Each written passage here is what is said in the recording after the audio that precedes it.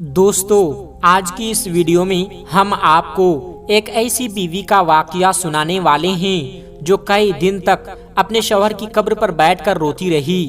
پھر اچانک شوہر اپنی قبر سے باہر نکلا اور پھر جو کچھ ہوا اس کے بارے میں جان کر یقیناً آپ کے بھی رونگٹے کھڑے ہو جائیں گے۔ اسی لیے آج کی یہ ویڈیو آپ سبھی کے لیے بہت ہی زیادہ خاص ہے۔ آپ اس ویڈیو کو پورا ضرور دیکھیں اور ویڈیو کو لائک کرنے کے ساتھ چینل کو سبسکرائب ضرور کر لیجئے گا۔ دوستو، ہمارے قریب گاؤں میں ایک ساجد نام کا لڑکا رہتا تھا جو کوئی خاص پڑھا لکھا ہوا نہیں تھا اور نہ ہی اس کی کوئی خاص شکل و صورت تھی۔ اس وجہ سے وہ کہیں پر بھی اس کی شادی نہیں ہو رہی تھی، لیکن اس کی خوبصورت کزن تھی جس کا نام زرینہ تھا، جس سے وہ دل ہی دل میں بہت زیادہ محبت کرنے لگا تھا۔ ایک دن ساجد نے اپنے گھر والوں سے کہہ دیا کہ میں اپنی اس کزن کے ساتھ شادی کرنا چاہتا ہوں۔ اسی لیے پھر ساجد کے گھر والوں نے اس بات پر زور دیا تو زرینہ نے ہاں کہہ دیا اور دونوں کا نکاح ہو گیا اور رخصتی بھی ہو گئی۔ پھر جب زرینہ ساجد کے گھر پہنچ گئی اور جب اس کے ساتھ رہنے لگی تب اسے یہ پتا چلا کہ یہ لڑکا تو واقعی میں ایک جاہل انسان ہے۔ یہ دیکھ کر وہ سوچ میں پڑ گئی، اس کی نہ شکل و صورت تھی اور نہ ہی اس میں کوئی عقل ہے۔ میری ساری زندگی اس جاہل انسان کے ساتھ میں کیسے گزرے گی؟ بس یہی باتیں سوچ کر زرینہ نے اپنے دل ہی دل میں ساجد کو ناپسند کرنا شروع کر دیا تھا، لیکن وہ خاموش رہی۔ اور دوستو، شادی کے 3-4 دن کے بعد عام طور پر دلہن اپنے ماں باپ کے گھر میں چلی جاتی ہے، ویسے ہی یہ لڑکی بھی اپنے گھر چلی گئی، یہ سوچ کر کہ میں کبھی بھی اس گھر میں واپس نہیں آؤں گی۔ لیکن اس کو اپنے ماں باپ کے ساتھ میں بات کرنے کی ہمت نہ ہو رہی تھی، اسی لیے کیونکہ ایک تو ان کا قریب کا رشتہ تھا اور دوسرا اس نے خود شادی کے لیے ہاں کی تھی۔ تیسرے دن ساجد اپنی بیوی کو لانے سسرال پہنچ گیا اور اپنی بیوی کو ساتھ لے کر وہ چل پڑا۔ اب انہیں ایک گاؤں سے دوسرے گاؤں میں جانا تھا۔ راستے میں بیوی نے شوہر سے کہا کہ مجھے بہت زور کی پیاس لگی ہے، تو قریب ہی ایک کنواں تھا۔ شوہر اس کے پاس گیا اور اپنی گٹھری ایک طرف رکھ دی اور پھر ڈول کے ذریعے پانی باہر نکالنے لگا۔ یہ دیکھ کر شیطان نے بیوی کے دل میں ایسی بات ڈالی کہ اس نے جا کر پیچھے سے اپنے شوہر کو دھکا دے دیا اور جس سے اس کا شوہر کنویں میں جا گرا۔ بیوی نے اپنے دل میں سوچا کہ یہ تو یہاں پر مر جائے گا اور میرا ہمیشہ ہمیشہ کے لیے اس سے پیچھا چھوٹ جائے گا۔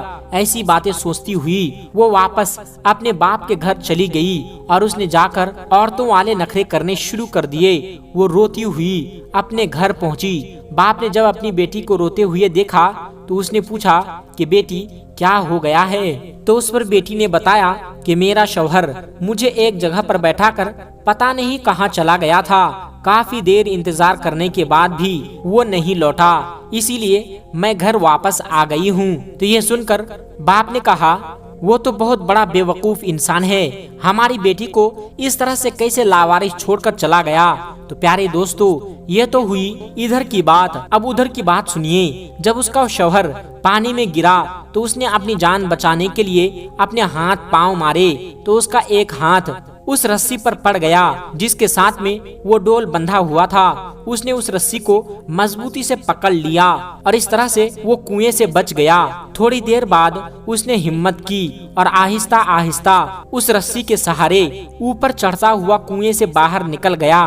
باہر آ کر وہ سوچنے لگا کہ آخر میری بیوی میرے ساتھ ایسا کیسے کر سکتی ہے؟ اس نے میرے ساتھ ایسا کیوں کیا ہوگا؟ مگر کوئی بات نہیں، میں دوبارہ اسے لینے جاتا ہوں، شاید وہ بدل جائے۔ دوستو، بس یہی باتیں سوچ کر وہ دوبارہ اپنے سسرال چلا گیا۔ جیسے ہی وہ سسرال کے گھر میں داخل ہوا تو لڑکی کے ماں باپ نے اسے بہت کھڑی کھوٹی سنائی، کہنے لگے تو ایسا بے عقل انسان ہے کہ ہماری بیٹی کو اکیلا چھوڑ کر وہاں سے چلا گیا، تو بڑا ہی بے وقوف لاپرواہ انسان ہے۔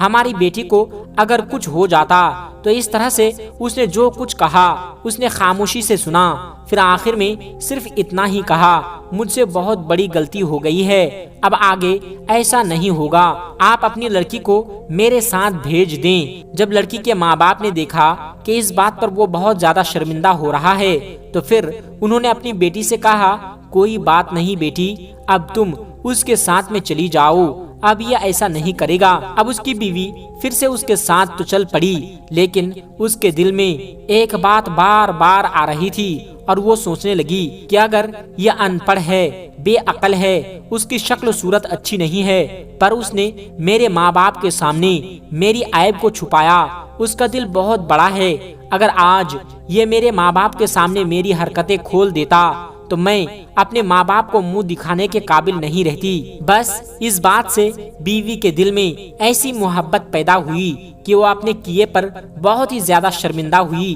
اس نے سچے دل سے اپنے شوہر کو اپنا بھی لیا۔ شوہر نے دیکھا کہ اس کی بیوی اپنے کیے پر بہت زیادہ شرمندہ ہے اور واقعی میں اس میں کافی تبدیلی بھی آ گئی تھی۔ اسی وجہ سے پھر اپنی بیوی کے سامنے اس نے یہ بات کبھی دوبارہ نہیں کی۔ خیر، اس کے بعد ان دونوں میاں بیوی میں بے پناہ محبت نے جنم لے لیا، اور محبت بھی ایسی کہ ان دونوں ایک دوسرے کے بغیر سانس بھی نہیں لیتے تھے۔ پھر ایسے کرتے کرتے کب 5 سال کا وقت گزر گیا کہ دونوں کو احساس تک نہ ہوا۔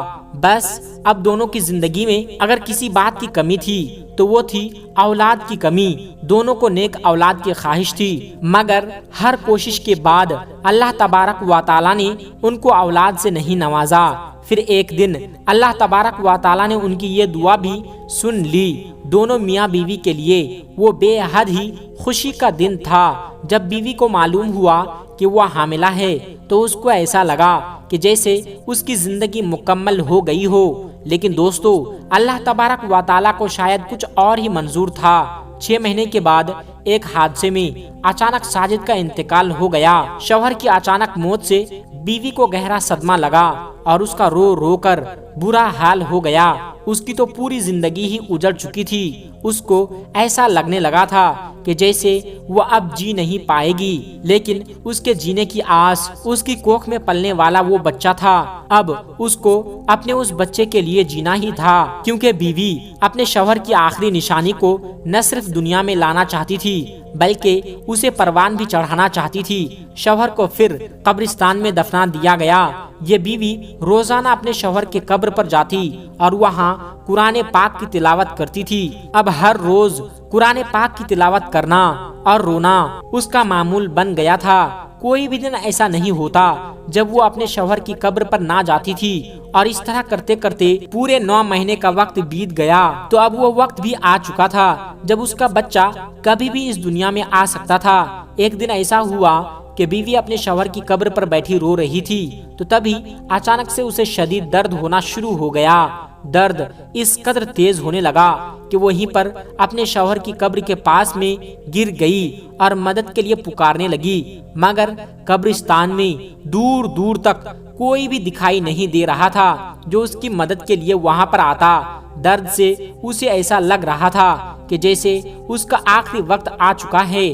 اس نے اللہ تبارک و تعالی سے مدد کے لیے دعا کی، یا اللہ، میں اپنے شوہر کی آخری نشانی کو اس دنیا میں لانا چاہتی ہوں۔ یا اللہ، تو ہی مدد کرنے والا ہے، یا اللہ میری مدد فرما۔ درد سے تڑپتے ہوئے بیوی کو کافی وقت بیت گیا تھا، مگر وہاں پر کوئی بھی اس کی مدد کے لیے نہیں آیا تھا۔ اب تو درد کی وجہ سے اس کی آنکھیں بھی بند ہونے لگی تھی۔ اس پر موت کی کیفیت طاری ہونے لگی تھی کہ اتنے میں اچانک سے کسی نے پیچھے سے آ کر اس کا ہاتھ تھام لیا۔ اس نے اپنی روتی ہوئی آنکھوں سے دیکھا تو اس کے ہوش اڑ گئے۔ اس نے دیکھا کہ اس کا ہاتھ تھامنے والا کوئی اور نہیں بلکہ اس کا شوہر ساجد ہی تھا، جسے دیکھ کر وہ رونے لگی اور کہنے لگی، ساجد، آپ مجھے معاف کر دیں، میں آپ کی آخری نشانی دنیا میں لانے سے پہلے ہی شاید دنیا چھوڑ کر جا رہی ہوں۔ شوہر نے پیار سے اپنی بیوی کے ماتھے کو سہلایا اور پھر اس کو اٹھا کر وہاں سے چل پڑا۔ پھر جب بیوی کو ہوش آیا تو اس نے دیکھا کہ وہ ایک سنسان جگہ پر تھی اور اسے ایک بچے کے رونے کی آواز سنائی دے رہی تھی۔ وہ کچھ بھی سمجھ نہیں پا رہی تھی۔ پھر اس نے اپنے شوہر کو زور زور سے پکارا تو پھر ایک عورت اس کے پاس آئی اور کہنے لگی، مبارک ہو، اللہ تبارک و تعالی نے آپ کو بیٹے سے نوازا ہے۔ زرینہ نے فوراً پوچھا کہ میں کہاں پر ہوں؟ تو اس عورت نے بتایا کہ تم بہت بری حالت میں تھی، تمہیں میرے پاس ایک شخص چھوڑ کر گیا تھا، میں اس گاؤں میں دائی کا کام کرتی ہوں، اچھا ہوا ٹھیک وقت پر تم یہاں پر آ گئی، ورنہ تمہاری اور تمہارے اس بچے کی جان بھی جا سکتی تھی۔ زرینہ نے پوچھا کہ وہ شخص کون تھا؟ تو عورت نے کہا اس نے مجھے کچھ نہیں بتایا، بلکہ اس نے اپنا چہرہ ایک چادر سے چھپا رکھا تھا اور تمہیں میرے حوالے کر کے پتہ نہیں وہ شخص کہاں چلا گیا۔